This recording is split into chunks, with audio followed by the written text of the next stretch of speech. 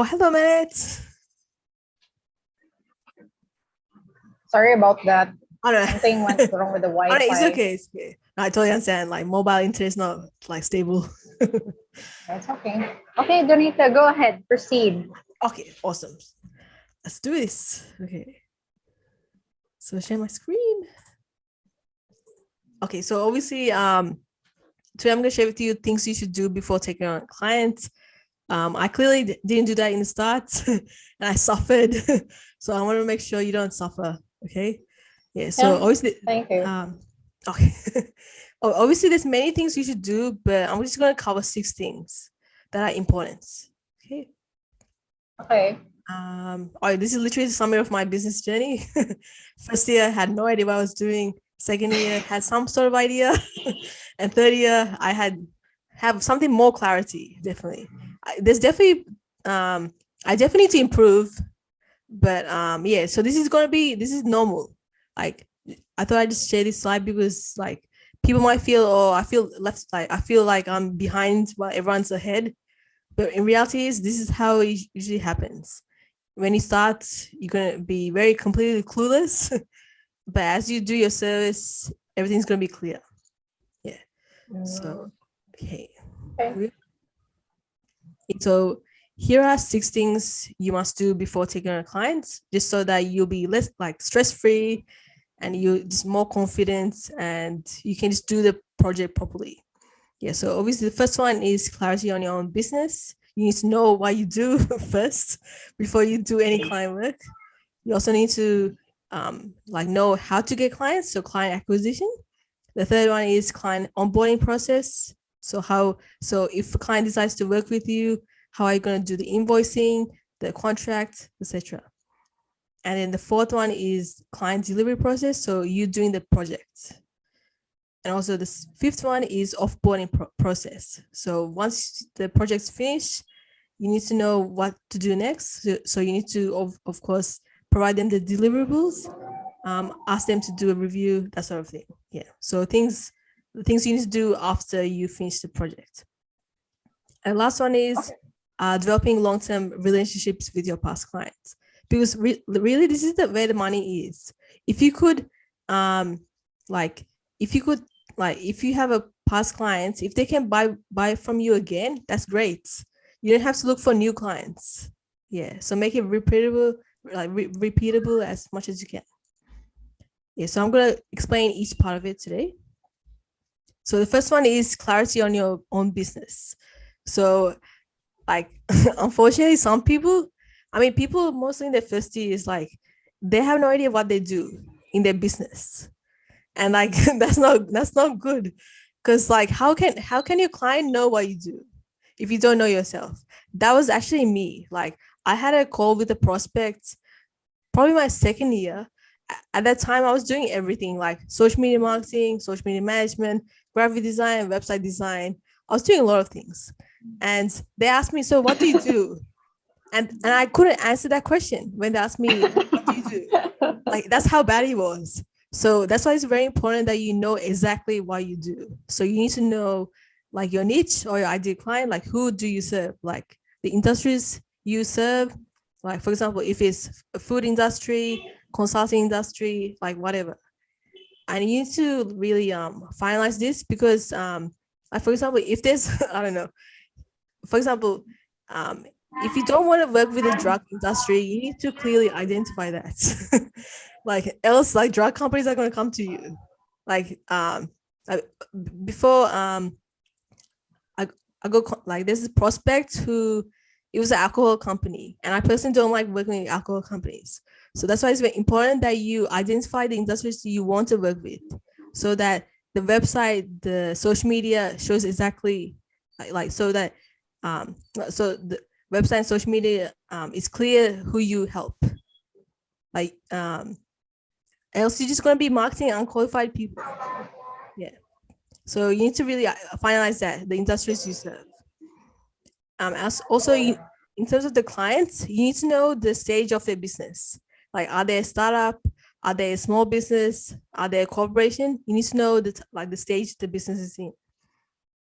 And also, you have to always do like target market research. I literally skipped this. I did not do target market research in the beginning. I still haven't done it yet, to be honest. Like that's most people do that, but I haven't done it. So it's very important that you like identify your client properly, like the client avatar. I mean, if you do Demi's course, that's good. But since I haven't done it yet, in the beginning I was very like clueless of my client properly. Like if someone asked me who is your client, so who's your ideal client, I couldn't answer. So it's important that you figure that out first. And secondly, the services. So you need to know exactly what kind of services you offer. Is it website design? Is it graphic design? Like whatever. So you need to identify the main service. Like everyone has like a signature service, like the service that most people know that you do. Like for example, for me, I do website design, but and I also do other things, but I'm known for website design.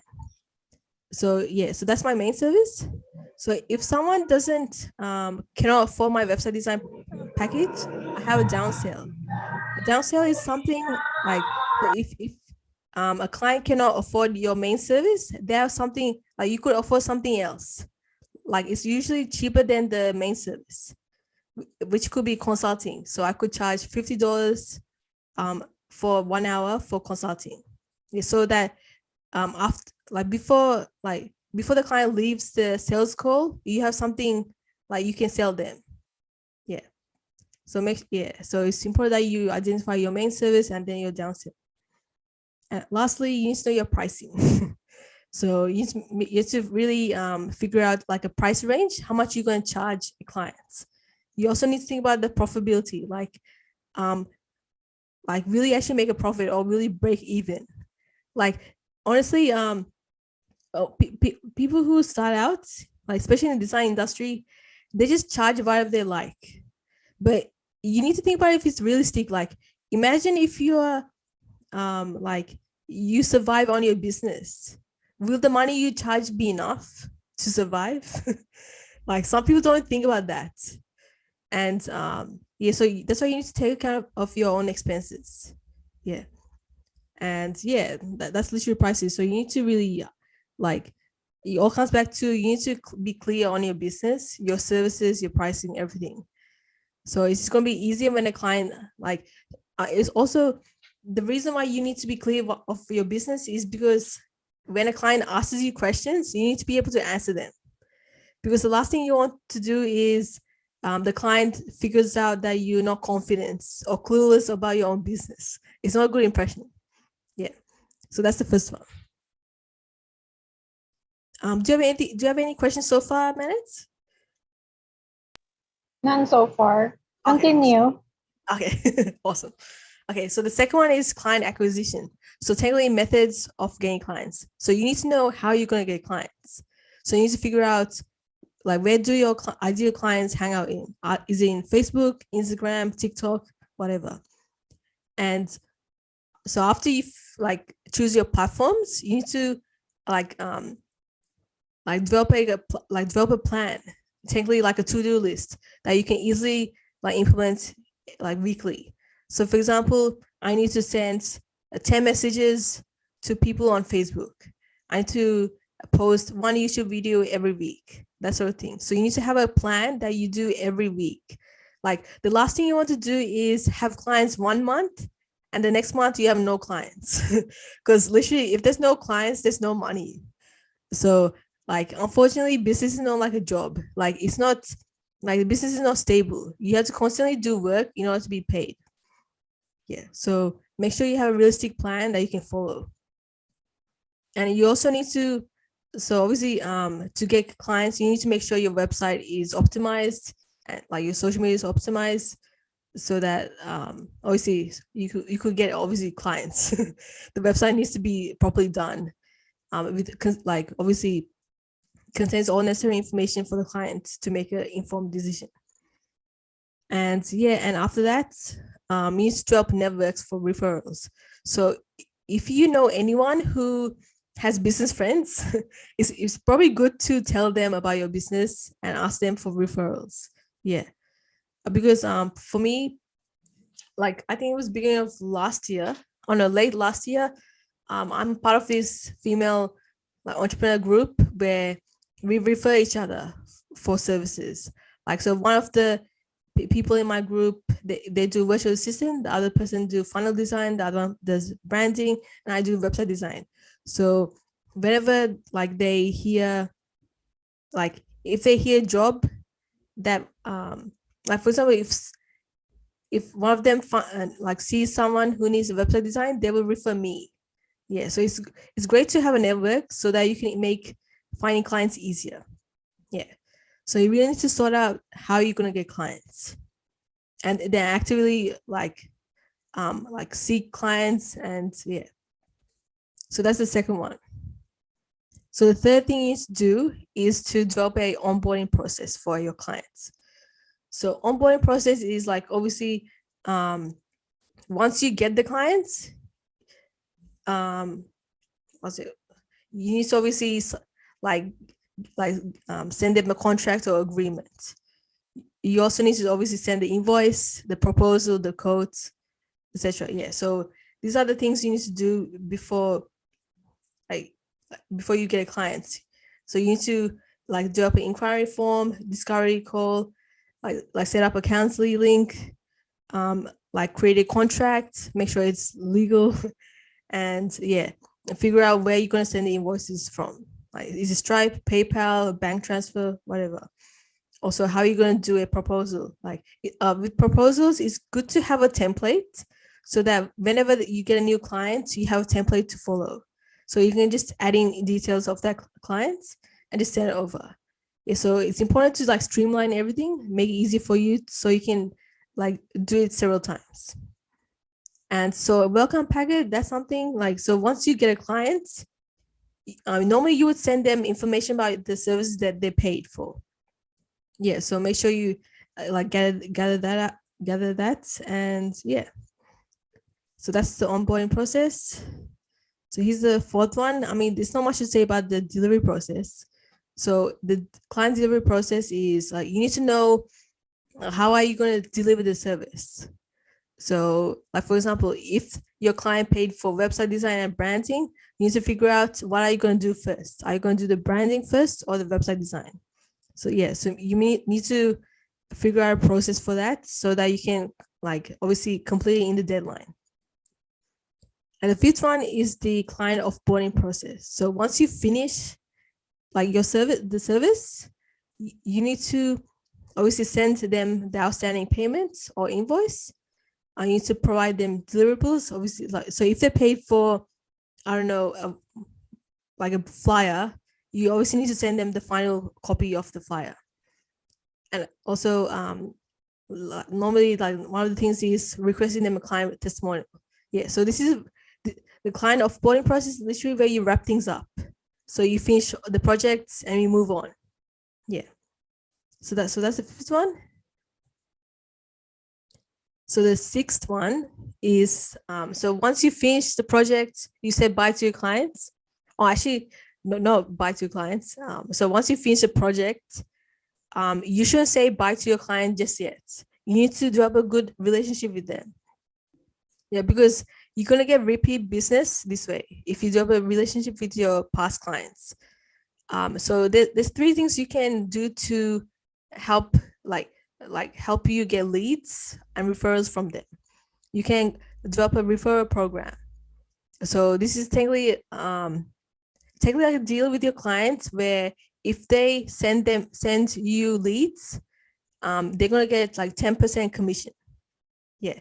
So things you could do this free, like they can like some clients actually there's several types of clients. Some clients don't want to pay you the commission. Like some clients don't want the commission, they just do it for free, and some clients would do it because they get a commission. So yeah, like whatever that works for you, but yeah, I think it's good to reward them for helping you out. Yeah, and most people do something if they get paid for it. Yeah, so that definitely helps you to get repeat business. Yeah, so whenever like if a client has a friend who needs a website design, they'll refer you. And they also be motivated to refer you because they're going to get a commission. Yeah, so you need to set that up, like referral program. Yeah. And of course, offer them rewards and discounts so that they will come back to you. Yeah. So that's how you're gonna like nurture client relationships. And also, you need to make sure that your past client treats you as your like go-to person for a certain service. Like, if I like, for example, my previous client, she was a website design project, and like obviously we finished the project, but she's gonna treat me as the next person. Like if she needs another website done, she will contact me. Yeah, so you need to make it like make sure you complete the task, like the project properly, like do it really well, like over deliver, so that the client, your past client, will recommend you. Yeah. And yeah, that's literally, guys. So that's it. So six things we covered. And obviously there's many more things to do, but like these are the main things. This is more concerns on the like actual client. And yeah. Do you have any questions, Marit? I did pretty fast. But yeah, I think you mentioned the main points, especially on, that those are the important points in instilling in your business. So for you, Donita, for you, can I get your own opinion? yeah, Which sure. Go which ahead. which step do you think is the hardest part for you?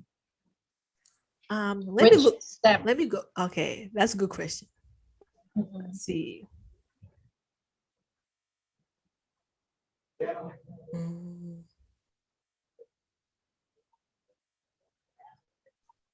I mean, it really is a client acquisition. Like to Uh-huh. get clients. That's usually the hardest one.